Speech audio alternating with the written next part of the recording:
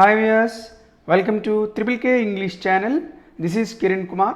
Please subscribe my channel, share this video if you like and press bell icon for more notifications. In this video, we are going to learn direct and indirect speech. Direct and indirect speech గురించి ఇప్పుడు మనము నేర్చుకోబోతున్నాం. Direct and indirect speech. Look at the sentence. Rama said, I am an officer. What did Rama say? Rama said, I am an officer. The words are told as usual. Rama said, I am an officer. Rama చెప్పాడు నేను ఒక అధికారిని. Direct speech అంటే ఏంటి, indirect speech అంటే ఏంటి తెలుసుకునే ముందర ఒకసారి వాటి యొక్క డెఫినేషన్ స్పష్టంగా మనం తెలుసుకోవాలి. రామ ఏం చెప్పాడు? రామ చెప్పాడు ఐఎమ్ అన్ ఆఫీసర్. అక్కడ రామ ఏదైతే చెప్పాడో మరలా అలానే ఐఎమ్ అన్ ఆఫీసర్ అని చెప్పాడు. రామ ఏం చెప్పాడు అంటే ఐఎమ్ అన్ ఆఫీసర్ అన్న అలాగే మరలా మనము చెప్పడం జరిగింది. ఇక్కడ రామ చెప్పినటువంటి వాక్యాన్ని యథాతథంగా మనము చెప్పడం జరిగింది as usual. When the speaker reveals as usual words, the sentence is in direct speech. వ్యక్తి చెప్పిన మాటల్ని యథాతథంగా మనం చెప్పినట్లయితే అక్కడ వాక్యము డైరెక్ట్ స్పీచ్లో ఉంది అని చెప్పి అర్థం. Come again. Rama said I'm an officer. Rama ఏం చెప్పాడు? I'm an officer. అదే వాక్యాన్ని యథాతథంగా మనం చెప్పాం కాబట్టి దీన్ని డైరెక్ట్ స్పీచ్ అంటాం. When the speaker reveals as usual words the sentence is in direct speech. Speaker చెప్పిన మాటల్ని యథాతథంగా చెప్తే దాన్ని మనం డైరెక్ట్ స్పీచ్ అని చెప్తాం. ఇప్పుడు ఈ direct speech Rama said I'm an officer అనే వాక్యాన్ని డైరెక్ట్ స్పీచ్ అంటాము అని చెప్పుకున్నాం. ఇందులో 2 పార్ట్స్ ఉన్నాయి. కామాకి ముందర ఒక పార్ట్, కొటేషన్ మార్క్స్ లేదా ఇన్వర్టెడ్ కామాస్ మధ్యలో ఉన్నది ఒక పార్ట్. ఆ కామాకి ముందర ఉన్నటువంటి పార్ట్ని రామా సెడ్ అనేటువంటి ఆ పార్ట్ని రిపోర్టింగ్ వర్బ్ అంటాం. Rama said it is a part, it is called reporting verb. The sentence in inverted commas I am an officer is reported speech. ఆ కొటేషన్ మార్క్స్ లేదా ఇన్వర్టెడ్ కామాస్ మధ్యలో ఉన్నటువంటి వాక్యాన్ని రిపోర్టెడ్ స్పీచ్ అని చెప్పి చెప్తాం. సో డైరెక్ట్ స్పీచ్ అంటే ఏంటి, ఆ డైరెక్ట్ స్పీచ్లో ఎన్ని పార్ట్స్ ఉంటాయి, వాటిని ఎలా పిలుస్తాం, రిపోర్టింగ్ వర్బ్, రిపోర్టెడ్ స్పీచ్ అంటామని చెప్పి మనం చెప్పుకున్నాం. Look at the second sentence. Rama said that he was an officer. Rama said that he was an officer. What did Rama say? Rama said that he was an officer. The words are told in complete meaning. Look at the second sentence. Rama said that he was an officer. Rama చెప్పాడు అతను ఒక అధికారినని. రామ ఏం చెప్పాడు? రామ చెప్పాడు అతను ఒక అధికారినని. ఇక్కడ వాక్యం అంతా కూడా పూర్తి అర్థాన్ని ఇచ్చేటట్టుగా చెప్పడం జరిగింది. ఫస్ట్ పేజ్లో రామ ఏం చెప్పాడు అంటే రామ ఎలా అయితే చెప్పాడో ఐఎమ్ అన్ ఆఫీసర్ అని చెప్పాడు, అదే చెప్పాం. సో యాజ్ యూజువల్గా చెప్పాం కాబట్టి డైరెక్ట్ స్పీచ్ అవుతుంది. కానీ ఇక్కడ రామ ఏం చెప్పాడు?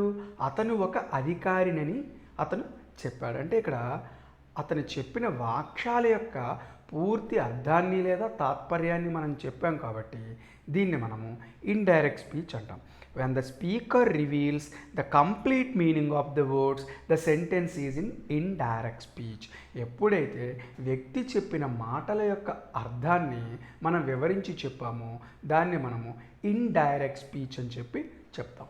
డైరెక్ట్ స్పీచ్కి ఇండైరెక్ట్ స్పీచ్కి డిఫరెన్స్ ఒకటే.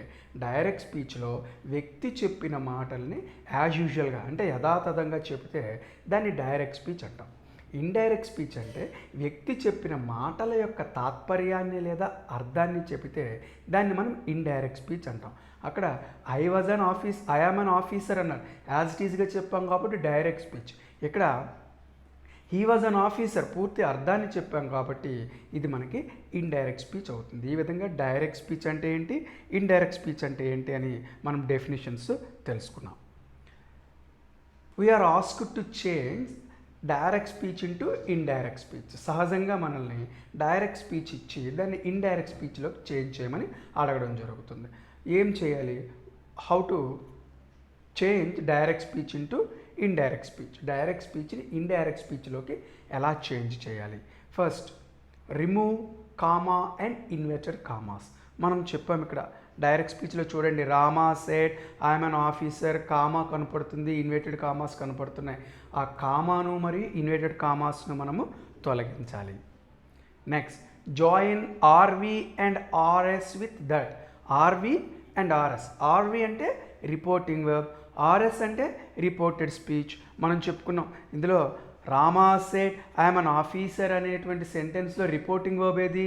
రామా సెడ్ అనేది reporting verb, I'm an officer అనేది రిపోర్టెడ్ స్పీచ్. ఇప్పుడు ఈ రిపోర్టింగ్ వర్బ్ అండ్ రిపోర్టెడ్ స్పీచ్ని దట్ అనే కంజంక్షన్తో మనము జాయిన్ చేయాలి. Next the tense form of the reported speech must be changed into the corresponding past tense. Reporting స్పీచ్లో ఉండేటువంటి టెన్స్ ఫామ్ని దాని యొక్క పాస్ట్ టెన్స్ ఫామ్లోకి మనము మార్చాలి. ఫర్ ఎగ్జాంపుల్ ఇక్కడ చూడండి, Rama said I'm an officer. ఇది డైరెక్ట్ స్పీచ్ అని మనకు తెలిసింది. ఫస్ట్ చేంజ్ చేసేటప్పుడు కామాను ఇన్వర్టెడ్ కామాస్ను తొలగించాలి. నెక్స్ట్ ఈ రిపోర్టింగ్ వెబ్ ఏది? రామా సెడ్. రిపోర్టెడ్ స్పీచ్ ఏది? I'm an officer. ఈ రెండింటిని దట్ అనే కంజంక్షన్తో మనము జాయిన్ చేయాలి. అంటే Rama said that.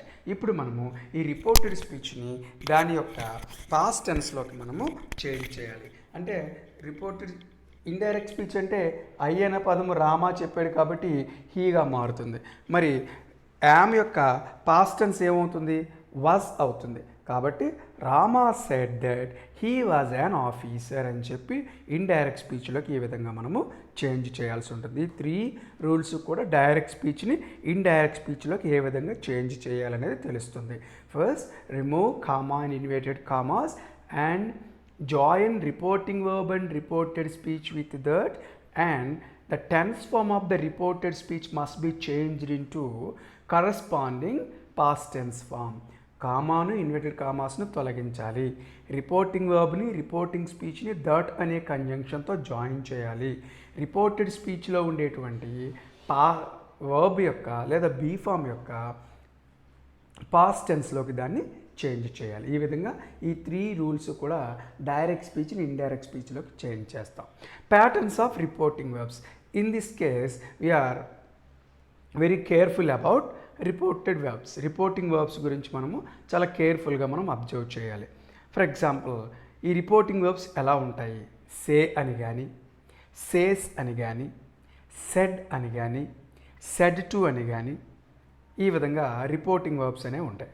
In case direct స్పీచ్లో రిపోర్టింగ్ వర్బ్ సే ఉంటే ఇండైరెక్ట్ స్పీచ్లోకి ఎలా చేంజ్ చేయాలి?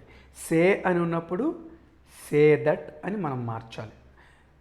నెక్స్ట్ సేస్ అని ఉన్నప్పుడు సేస్ దట్ అని మనం మార్చాలి. సెడ్ అని ఉన్నప్పుడు సెడ్ దట్ అని మార్చాలి. Okay, come again. Say, say that, says, says that, said, said that. Say to, sometimes preposition to is added after reporting verbs. ఈ రిపోర్టింగ్ వెబ్ తర్వాత కొన్ని సందర్భాల్లో టు అనేటువంటి పదం వస్తుంది. అంటే దాని తర్వాత ఆబ్జెక్ట్ ఉంటుందన్నమాట. సే టు అని వచ్చినప్పుడు టెల్ దట్ అని చెప్పాలి. సే టు వచ్చినప్పుడు టెల్ దట్. సేస్ టు వచ్చినప్పుడు tells that, tells that. Said to వచ్చినప్పుడు టోల్డ్ దట్. అంటే ఈ టెల్ తర్వాత ఏదైతే ఆబ్జెక్ట్ ఫామ్ ఉందో ఆ ఆబ్జెక్ట్ ఫామ్ని రాసి అప్పుడు దట్ రాయాలి. అలాగే టెల్స్ తర్వాత ఆబ్జెక్ట్ ఫామ్ని రాసి దట్ రాయాలి. టోల్డ్ తర్వాత ఆబ్జెక్ట్ ఫామ్ని రాసి దట్ రాయాలి. బట్ సే, సేస్, సెడ్ ఈ పై 3 విషయాల్లో ఆబ్జెక్ట్ ఫామ్ అనేది ఉండదు. Okay, say, say that, says, says that, said, said that. Say to వచ్చినప్పుడు టెల్ దట్, సేస్ టు వచ్చినప్పుడు టెల్స్ దట్, సెడ్ టు వచ్చినప్పుడు టోల్డ్ దట్. ఈ విధంగా రిపోర్టింగ్ వర్బ్ యొక్క ప్యాటర్న్స్ని మనము అబ్జర్వ్ చేయాలి. Next, when the RV is in present tense or future tense. When the reporting verb, RV means reporting verb. When the reporting verb is in present tense or future tense, the verb form of the reported speech is as usual in the same tense form. మనము direct స్పీచ్లో 2 parts ఉంటాయని చెప్పాం. Reporting verb అంటే ఏంటి, reported speech అంటే ఏంటి చెప్పుకున్నాం. Reporting verb అంటే కామాకి ముందర ఉన్నటువంటి ఆ పార్ట్ని రిపోర్టింగ్ వర్బ్ అంటాం.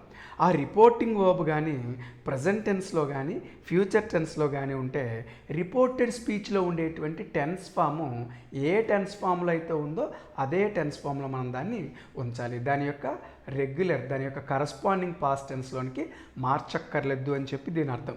మరొకసారి చూడండి, రిపోర్టింగ్ వర్బ్లో ప్రజెంట్ టెన్స్ కానీ పాస్ట్ టెన్స్ కానీ ఉంటే రిపోర్టెడ్ స్పీచ్లో ఉండేటువంటి టెన్స్ ఫాము యాజ్ ఇట్ ఈజ్గా ఉంటుంది తప్ప దాని యొక్క కరస్పాండింగ్ పాస్ట్ టెన్స్లోకి మార్చనవసరం లేదు.